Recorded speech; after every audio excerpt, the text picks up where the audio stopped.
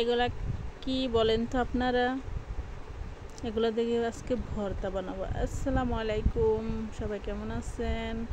আজকে এইগুলা দিয়ে ভর্তা বানাবো। এগুলোর নাম হচ্ছে বুট বেগুন। আর এদিক দিয়ে রান্না বসাই দিছি। রান্নার মধ্যে আজকে কি কি থাকছে অবশ্যই দেখতে পাবেন। দেখার জন্য আমার ভিডিওটা দেখতে হবে। এই যে দেখুন, এগুলো হচ্ছে কচুর ছড়া। আজকে এই কচুর ছড়া দিয়ে মাছ দিয়ে রান্না করব। কে কি কচুর ছড়া খেতে পছন্দ করে? তো তাছাড়াও আরও থাকছে রান্নায়। এদিক দিয়ে আমি বুট বেগুনগুলো দেখেন ভালোভাবে ভাজবো কড়াইতে, সাথে আছে কাঁচা মরিচ। আর ভর্তাটা বানাতে আরও উপকরণ আছে এখানে, এই যে মাছ।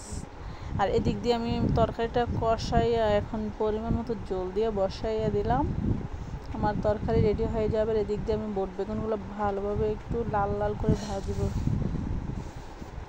এই যে দেখুন আগের কালারটা কীরকম ছিল আর এখনকার কালারটা কীরকম।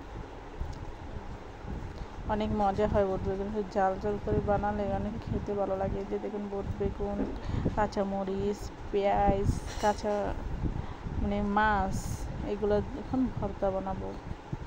আর এই যে দেখুন ভর্তা বানানোর জন্য শিলপাটার মধ্যে আমি এই যে বাটা শুরু করে দিলাম।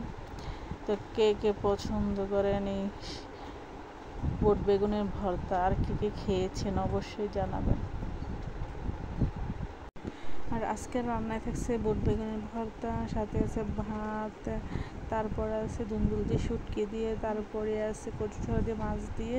তো আজকে ভিডিওটা এই পর্যন্তই। কার কার ভালো লাগছে অবশ্যই লাইক কমেন্টে পাঠাতে পারেন, আর আমার ভিডিওটা শেয়ার করে দিবেন। ওকে, আল্লাহ হাফেজ।